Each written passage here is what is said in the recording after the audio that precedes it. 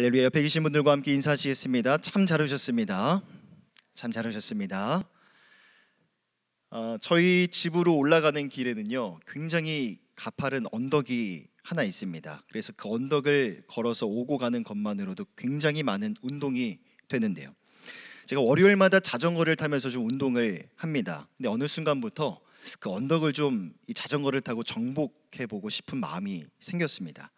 보통 제가 월요일 오전에 1시간에서 1시간 반 정도 자전거를 타고 운동을 하는데요, 처음에는 그 자전거를 타고 그 언덕을 오르는 게 너무나 힘들었습니다. 숨이 막 넘어갈 것 같았고 가다 서다를 몇 번을 반복했는지 모릅니다. 하지만 한 주 한 주 시간이 흐르면서 몸에 막 좀 근력도 붙는 것 같고요, 지구력도 좀 이렇게 생기면서 요즘에는 지난 월요일에도 새벽 예배를 마치고 이제 자전거를 타고 이제 돌아왔는데, 요즘에는요 한 번도 쉬지 않고 가파른 언덕을 올라가서 한 번에 집에 도착하곤 합니다.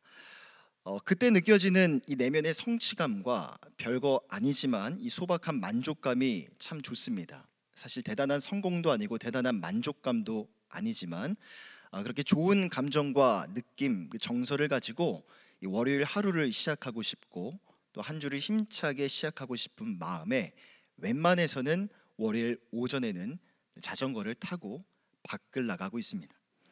아마 여기 계신 성도님들께서도 각자의 건강을 유지하기 위해서 많이 꾸준하게 노력하고 계실 것이라고 생각이 됩니다. 결국 우리의 몸의 건강은요 이 꾸준함과 지속성이 만들어내는 아름다운 가치라고 할 수 있는데, 저는 우리 신앙의 영역에 있어서도 우리의 신앙이 잘 자라나고 건강한 방향을 향해 나아가기 위해서는 반드시 필요한 요소가 있다고 생각을 합니다. 물론 원론적으로 말씀드리면요, 열심히 말씀 보고 열심히 예배드리고 열심히 기도하면 반드시 우리의 믿음과 신앙이 성장하고 자라날 수 있을 것이다 라고 저는 목사이기 때문에 말씀드릴 수가 있습니다. 말씀과 기도는 우리 신앙의 기초이고 우리의 신앙생활에 있어서 뗄래야 뗄 수가 없는 양대 축이자 두 기둥이기 때문이죠. 그런데 오늘 이 시간에 특별히 여러분들과 함께 나누고 싶은 이야기의 주제는요 우리 마음의 영역입니다. 마음가짐에 대해서 한번 이야기를 나누고 싶습니다. 앞서 서두에서 말씀드린 것처럼 꾸준히 운동을 하는 습관을 지니면 우리의 몸이 건강해질 수 있는 것처럼 우리의 신앙생활에도 꾸준하고 또한 지속적으로 이루어지는 마음의 어떠한 결과 방향들이 있을 때 결국 그것이 우리의 신앙의 성장을 촉진시켜 주기 때문입니다. 오늘 함께 나눈 말씀은요 사무엘상 14장 말씀인데요, 저는 지난 7월에 수요 예배를 인도할 때 그 전장인 13장을 함께 다룬 바가 있습니다.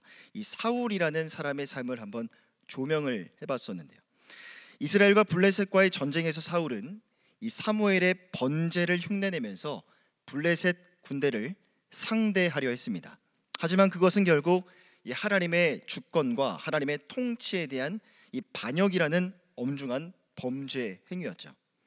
그리고 저는 그러한 사울의 실패 원인, 사울이 넘어지고 실패했던 원인이 무엇인가, 바로 자기 스스로가 자기 인생에 그리고 이스라엘의 주인이 되고자 했던 그 교만함에 있었다라고 말씀을 드렸습니다. 그래서 그때 설교의 제목도 비우는 신앙이었습니다. 자기 자신을 자신의 삶에서 비워내야만 우리 믿음과 신앙에서 성공할 수 있다라는 그런 취지에서 말씀을 드렸죠. 자, 그렇게 지난 설교 때는 사울의 삶을 조명해 보았다면요, 오늘 이 시간에는 이 사울의 아들 요나단의 삶을 한번 좀 주목해 보고 싶습니다. 자, 먼저 본문의 1절을 보면 이렇게 말씀합니다. 하루는 사울의 아들 요나단이 자기의 무기를 든 소년에게 이르되 우리가 건너편 블레셋 사람들의 부대로 건너가자 하고 그의 아버지에게는 아뢰지 아니하였더라 라고 말씀합니다. 자, 사무엘상 14장의 상황은요, 자, 1000명의 군대를 이끄는 요나단과 병검한 이 3만 명이 넘는 모래와도 같이 많은 블레셋 대군이 대치하고 있는 그런 상황입니다. 자, 그럼 왜 이런 대치 상황이 벌어졌냐 하면요, 자, 지난 설교 때 한번 보여드렸던 지도인데요, 자, 본래 사울이 이끄는 2000명의 군대와 요나단이 이끄는 1000명의 군대가 자, 게바에 있는 블레셋 수비대를 에워싸고 포위하고 있었습니다. 자, 그리고 요나단의 군대가 게바를 블레셋 수비대가 있었던 게바를 점령했고요. 그 소식을 들은 블레셋 대군이 밀려 내려왔습니다. 하지만 자리를 지키고 있었어야 될 이 사울이 그만 겁을 먹고 도망가 버리는 바람에 요나단의 군대와 블레셋 대군이 서로 대치하는 상황이 벌어지게 되었던 겁니다. 자, 그런데 그런 사울의 결정은요, 오히려 사울의 아들 요나단을 더욱더 빛나게 만들어 주었습니다. 요나단은 아버지 사울의 어리석은 판단 때문에 굉장히 위험한 상황에 처했지만 그 상황 속에서도 오히려 요나단은 정금과도 같은 믿음을 발휘했죠. 전혀 믿음이 연약해지지 않았고 오히려 요나단의 믿음은 그가 자신의 병기를 든 자신의 호위병 이 수아에게 한 말을 통해서 잘 나타나고 있습니다. 자, 본문의 6절을 함께 한 목소리로 읽어보겠습니다. 시작. 요나단이 건너가자 여호와께서 우리를 위하여 일하실까 하노라. 여호와의 구원은 사람이 많고 적음에 달리지 아니하였느니라. 자, 6절에서 말하고 있는 이 무기를 든 소녀는요, 아마도 요나단의 호위병이었던 것으로 보입니다. 객관적인 전력에서 볼 때 도저히 요나단과 이스라엘은 블레셋 대군을 상대하기에는 버거웠습니다. 그래서 요나단은 자신의 호위병과 함께 적진에 침투하는 그런 전략을 세운 것으로 보입니다. 자, 그리고 9절과 10절을 보면요, 요나단은 먼저 하나님께 사인을 구했습니다. 요나단과 그의 수하가 블레셋 대군 앞으로 나아갔을 때 두 사람을 발견한 블레셋 사람들이 어떤 반응을 보이지 않았겠습니까? 자, 그때 9절을 보면 블레셋 사람들이 우리가 너희에게로 가겠다라고 말하는 게 아니라 10절입니다. 요나단과 그의 수하를 향해 이리 올라오라라고 그들이 말한다면, 자, 이것이 바로 하나님이 이스라엘과 함께 하시겠다라는 사인, 전쟁 승리의 표징으로 삼겠다라는 것이었죠. 자, 요나단과 그의 수하가 모습을 드러냈을 때 12절의 말씀을 보니까요, 블레셋 군대 반응은 예상했던 그대로였습니다. 블레셋 군대는 요나단과 그의 수하에게 직접 가지 않았고요, 우리에게로 올라오라라고 이야기를 합니다. 자, 이로써 하나님이 개입하실 것과 또한 승리를 주실 것이라는 걸 확신한 요나단은 기습 공격을 감행합니다. 13절과 14절입니다. 요나단이 손발로 기어 올라갔고 그 무기를 든 자도 따랐더라. 블레셋 사람들이 요나단 앞에서 엎드러지매 무기를 든 자가 따라가며 죽였으니 요나단과 그 무기를 든 자가 반나절 가리 땅 안에서 처음으로 쳐 죽인 자가 20명 가량이었다라고 말씀합니다. 자, 블레셋 군대는요, 실로 어마어마한 대군이었지만 요나단의 담대하고도 기습적인 갑작스러운 공격 앞에 심히 당황했습니다. 아수라장이 되어버리고 말았죠.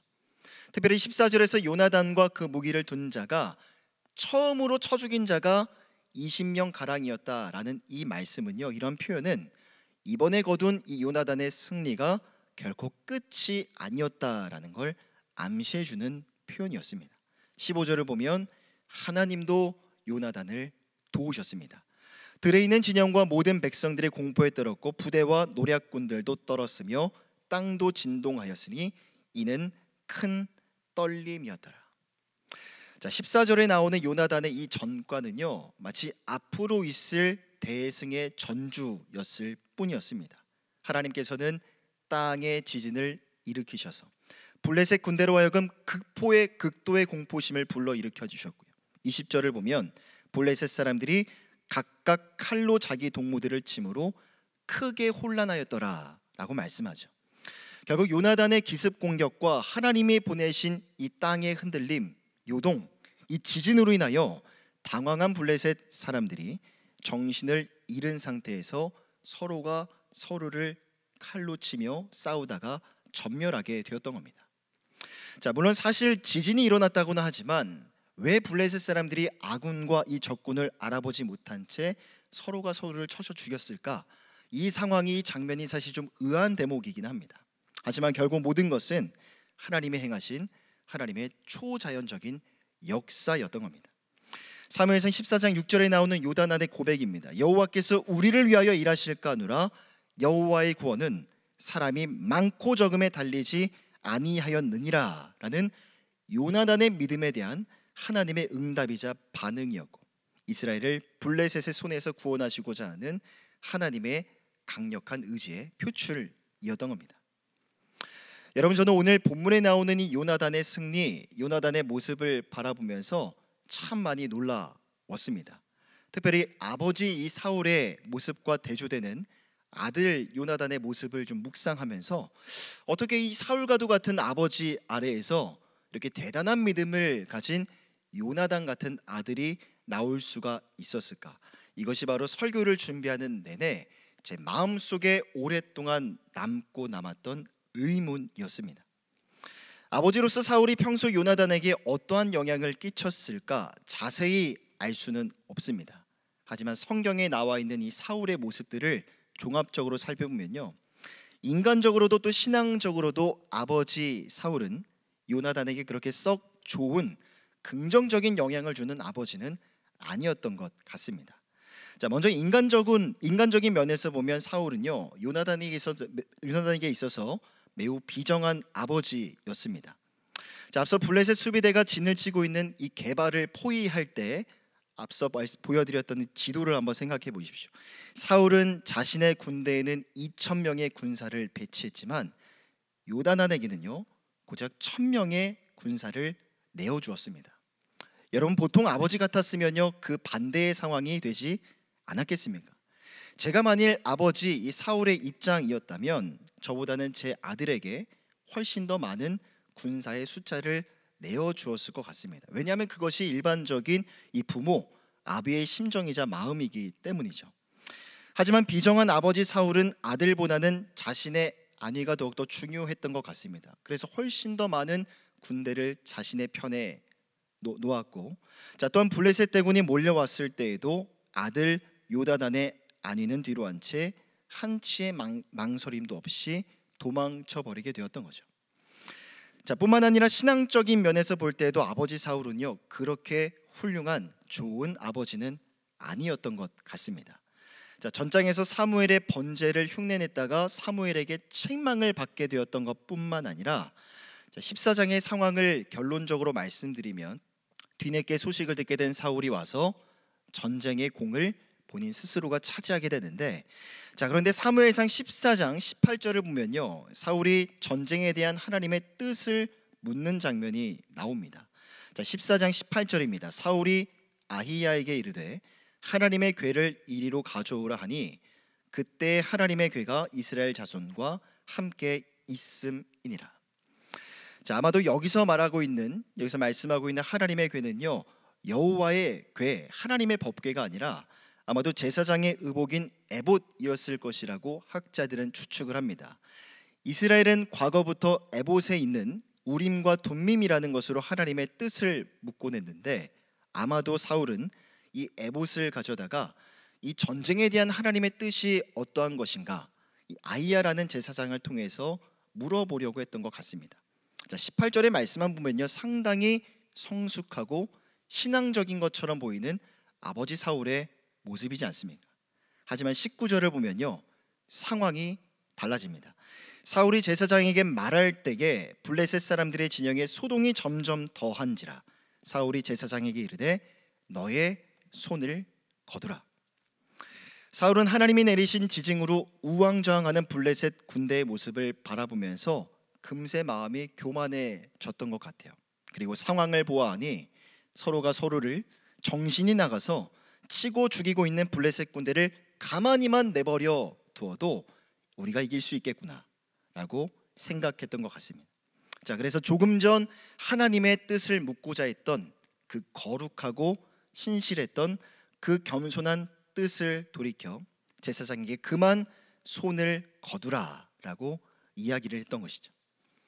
자, 이처럼 인간적으로도 참 비정한 아버지였고 신앙적인 면에서 보았을 때에도 한참이나 부족한 아버지 이 사울의 아래에서 어떻게 요나단이라는 믿음의 사람이 태어날 수 있었을까? 묵상하고 결론을 내려보면요 저는 결국 이것이 모든 것이 하나님의 은혜였다라고 생각을 합니다. 자, 요나단이라는 이름의 뜻도 살펴보면요 어근을 살펴보면 주다, 이 선물이라는 의미를 지니고 있습니다. 결국 요나단이라는 이름의 뜻은요, 여호와께서 주셨다라는 의미를 지닙니다. 오늘 설교를 준비하면서 요나단이라는 그 이름의 뜻을 묵상해 보니까요, 결국 모든 것을 하나님이 요나단에게 주신 것이라고요.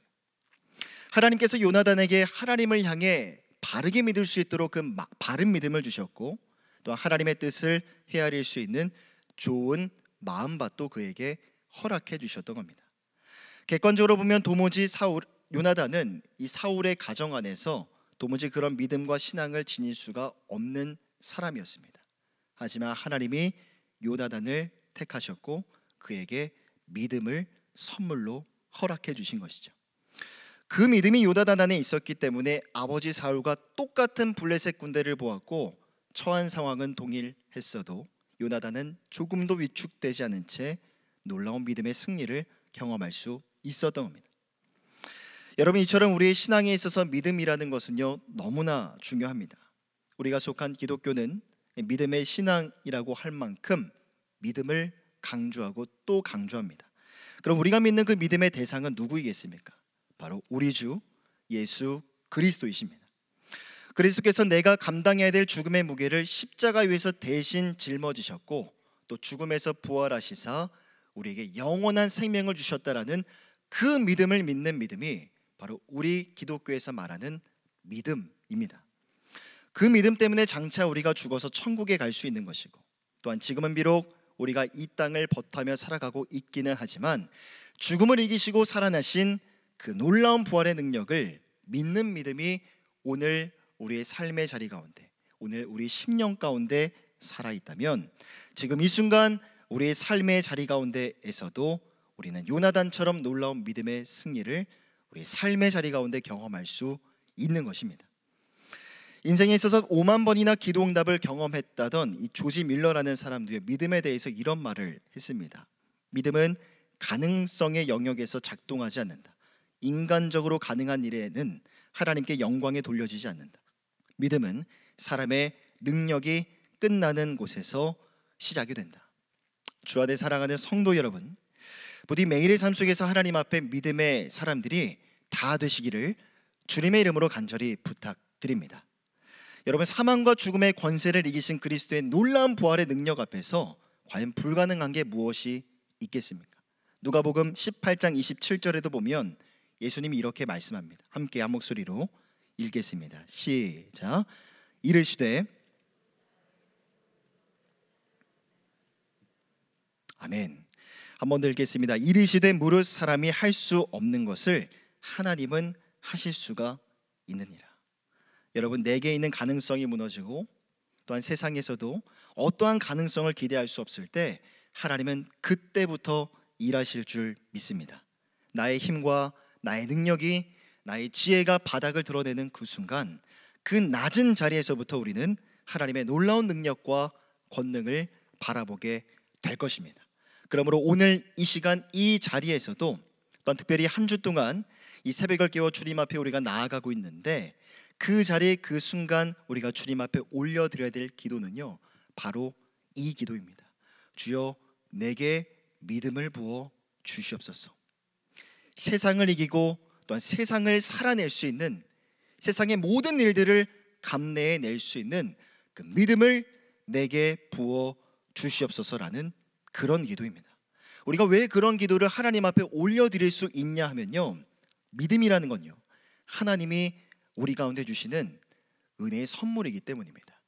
내가 잘나서 내가 능력이 있어서 믿음을 지니는 것이 아니라 우리가 예수를 믿어 구원을 얻는 그 믿음조차도 성경은 하나님이 우리에게 주시는 은혜의 선물이라고 말씀하고 있기 때문이죠. 에베소서 2장 8절 함께 읽겠습니다. 시작. 너희는 그 은혜에 의하여 믿음으로 말미암아 구원을 받았으니 이것은 너희에게서 난 것이 아니요 하나님의 선물이니라. 여러분, 앞선 말씀과 기도가 우리의 신앙생활에 있어서 양대축이고 튼튼한 두 기둥이어야 된다고 말씀을 드렸습니다. 그렇기 때문에 여러분들 말씀을 읽으실 때에도 믿음을 달라고 기도하셔야 됩니다.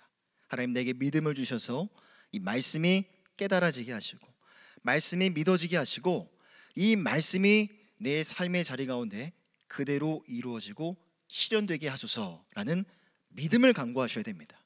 기도하실 때도 마찬가지죠. 여러분, 기도한다고 해서 당장에 우리 삶에 어떤 가시적인 변화가 일어나지는 않을 겁니다.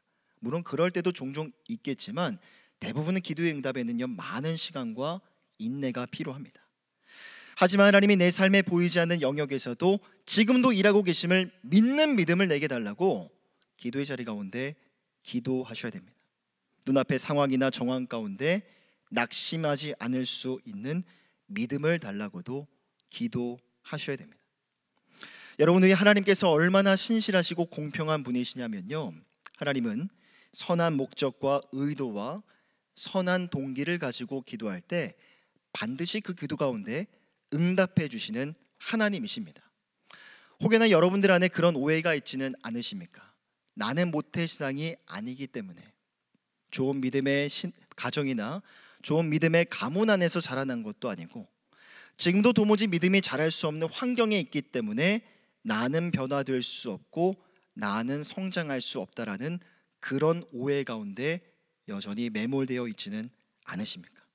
하지만 오늘 본문에 나오는 이 요나단의 모습을 보면요, 그런 오해들을 절대로 결코 정당화시킬 수가 없습니다. 왜냐하면 요나단도 그가 살아왔던 환경들이 그렇게 좋은 믿음의 배경은 아니었지만 하나님이 요나단을 선택하셨고 그에게 믿음을 선물로 주셨기 때문입니다. 부디 사랑하는 성도 여러분, 날마다 하나님 앞에서 믿음을 사모하시는 모든 성도님들이 다 되시기를 축복합니다. 믿음은 하나님이 주시는 은혜의 선물입니다. 그리고 믿음을 사모하는 여러분들 가운데 하나님 반드시 기도에 응답해 주셔서 믿음을 충만하게 부어주실 줄 믿습니다. 그 믿음 안에서 하나님의 살아계심과 하나님의 구원하심을 경험하시고 하나님을 더 깊이 날로 날로 알아가시는 모든 성도님들이 다 되시기를 축복합니다. 자, 그렇다면 믿음이라는 것이 하나님이 우리에게 주시는 은혜의 선물이라면요, 이것은 전적으로 하나님이 우리에게 행하시는 하나님의 일이자 하나님의 사역입니다.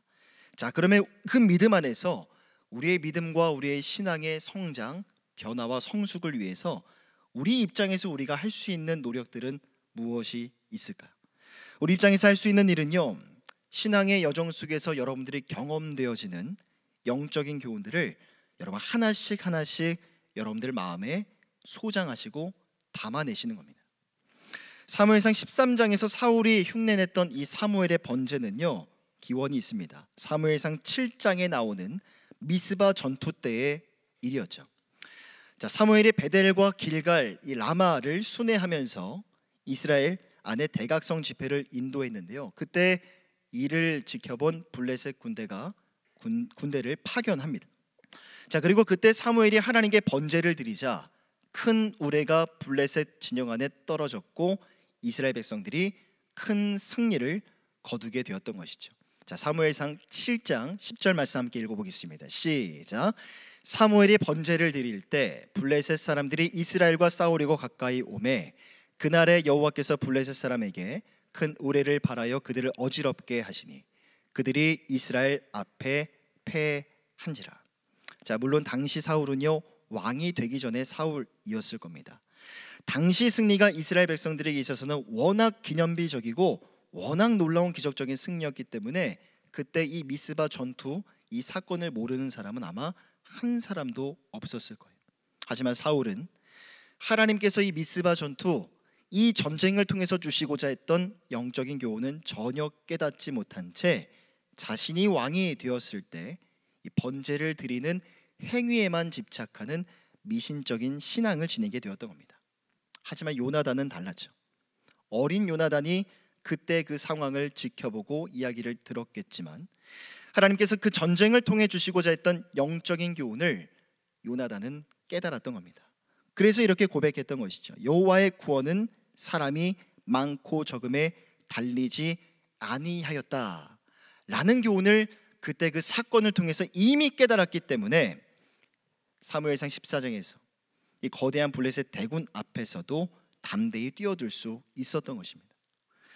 몇 년 전 미스바에서 일어났던 기적적인 이스라엘의 승리는 영적인 일에 민감했던 요나단에게 큰 충격과 깊은 인상을 가져다 주었을 거예요. 그리고 요나단은 그 일에 대한 기억을 자신의 마음속에 고이고이 간직했고 결정적인 순간 그 영적인 교훈을 힘입어 그것을 꺼내요. 또 다른 승리의 이야기를 써내려갈 수가 있었던 겁니다. 여러분, 이처럼 우리의 신앙 생활 가운데에서도 여러 가지 많은 영적인 교훈들을 얻을 수 있는 경로와 통로들이 있습니다. 그 첫 번째 방법은요, 바로 하나님의 말씀입니다. 로마서 10장 17절을 한 번 더 함께 읽어보겠습니다. 시작. 그러므로 믿음은 들음에서 나며 들음은 그리스도의 말씀으로 말미암았느니라. 여러분, 우리가 성경을 읽을 때 말씀 가운데 게시되어 있는 놀라운 하나님의 은혜의 교훈들이 있습니다. 그래서 말씀을 듣고 읽고 말씀을 접할 때마다 여러분들이 그때 마음속에 느껴지는 은혜의 교훈들이 있으실 거예요. 말씀을 묵상하든 통독하든 설교의 말씀을 들을 때든 마음에 느껴지는 은혜의 교훈들을 발견하실 터인데, 여러분 그때 그것을 절대로 놓치지 마시고 여러분들의 마음속에 잘 담아 두셔야 됩니다. 그리고 필요할 때마다, 내가 하나님의 말씀의 은혜와 능력이 필요할 때마다 여러분 그 은혜의 교훈들을 적절하게 꺼내어서 사용하고 적용하며 내 삶 속에 새롭게 해석해낼 수 있다면 여러분 그러한 신앙은요 반드시 변화할 수 있고 반드시 성장을 향해 나아갈 수 있을 것이라고 저는 확신합니다. 부디 오늘 사무엘상 14장에 나오는 요나단의 믿음의 승리도 반드시 기억하십시오. 요나단이 미스바에서 사무엘을 기억하여 놀라운 믿음의 용사가 되었던 것처럼 오늘 본문에 나오는 요나단의 믿음의 승리를 여러분 마음속에 소장하시고 또한 기억하셔서 언젠가 여러분들의 삶의 자리에서도 더 놀라운 믿음의 승리를 경험하시고 동일한 믿음의 승리를 재현해내시는 은혜가 있으시기를 바랍니다. 또한 두 번째로 영적인 교훈을 얻어낼 수 있는 마지막 두 번째 통로는요, 바로 성도 간의 교제와 이 만남, 이 나눔을 통한 방법입니다. 이제 돌아온 주일이면 우리 사랑방 교회가 개강을 하죠. 사랑방 모임 가운데 우리가 반드시 나누고 공유해야 될 이야기의 주제는요, 이것입니다. 각자의 삶 속에서 경험한 하나님의 은혜여야 합니다. 한 학기 동안 여러분들이 사랑방 교회에 참석하시면서 많은 기도의 응답을 경험하실 것이고 또한 그것을 우리 사랑방 식구들과 함께 주고 받으실 텐데, 특별히 사랑방 모임 안에서 나누는 은혜의 간증들도 여러분 듣고 그냥 흘리시는 것이 아니라 여러분 마음속에 간직하시고 소장해 두시기를 바랍니다. 언제나 그랬듯이 우리 삶에는 여전히 많은 인생의 문제들이 있을 겁니다.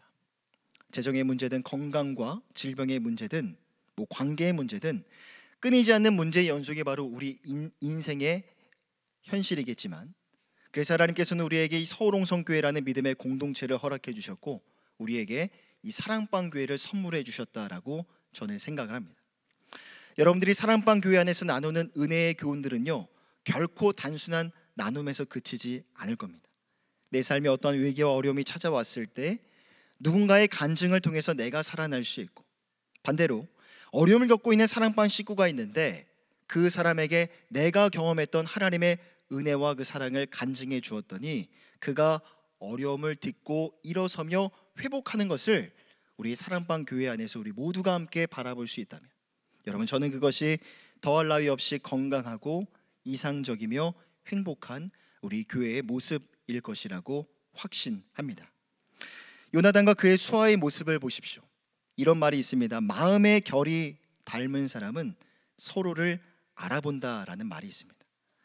요나단의 내면에 있던 믿음이 그의 수하에게로 전달되었고 그렇게 서로가 서로를 의지하여 블레셋 대군을 향해 담대히 뛰쳐나갔던 것처럼 여러분 우리 사랑방 교회가 저는 그런 믿음의 공동체가 되었으면 좋겠습니다. 하나님을 향한 마음의 결이 닮은 그런 사람들이 모인 믿음의 공동체가 되었으면 좋겠습니다. 앞으로 새롭게 시작하는 한 학기의 시간, 하나님 앞에 부디 동일한 마음의 결과 이 방향을 지니시고 사랑방 교회 안에서 풍성한 은혜의 나눔을 이루어 가시는 우리 모든 사랑방 교회가 다 되시기를 축복합니다. 여러분 오늘은 며칠이죠? 8월 며칠입니까? 31일입니다. 내일은 9월 1일입니다. 어느덧 이제 날씨도 많이 쌀쌀해졌고 가을이라는 계절이 찾아온 것 같습니다. 부디 결실의 계절인 이 가을을 맞이하여서 더욱더 하나님 앞에 믿음을 사모하시고 하나님 말씀을 통하여 성도 간의 만남과 이 깊은 이 교제와 나눔을 통하여서 풍성한 은혜의 추억들을 여러분 수확하시고 새로운 은혜의 기억들을 갱신해 나아가시는 은혜가 있으시기를 바랍니다. 그 기억들이 분명 여러분들의 삶 속에서 소중한 추억이 될 것이고요. 그 소중한 추억들 안에서 신앙이 더욱더 성장하고 아름다운 신앙의 열매를 풍성히 맺어가시는 이 가을의 계절이 되시기를 주님의 이름으로 간절히 부탁드립니다. 기도하겠습니다. 사랑과 은혜가 풍성하신 하나님, 오늘 이 밤에도 우리의 발걸음을 예배의 자리로 인도해 주셔서 하나님 말씀 가운데 귀한 깨달음과 결단의 은혜가 있게 하시니 감사를 드립니다. 하나님, 어느덧 여름이 지나가고 가을의 계절이 찾아온 듯합니다. 9월은 결실의 계절인데 우리 하나님과 더 깊은 만남과 교제를 이루어가게 하시고 또 사랑방 교회 안에서도 우리 성도들과의 깊은 만남과 영혼의 교제를 통하여 우리 믿음과 신앙의 변화와 성장을 향해 우리 모두가 한 마음과 한 뜻으로 나아가는 우리 서롱성교회 모든 예배자들 다 되게 하여 주시옵소서. 감사드리며 우리 주 예수 그리스도의 이름으로 간절히 기도드립니다. 아멘.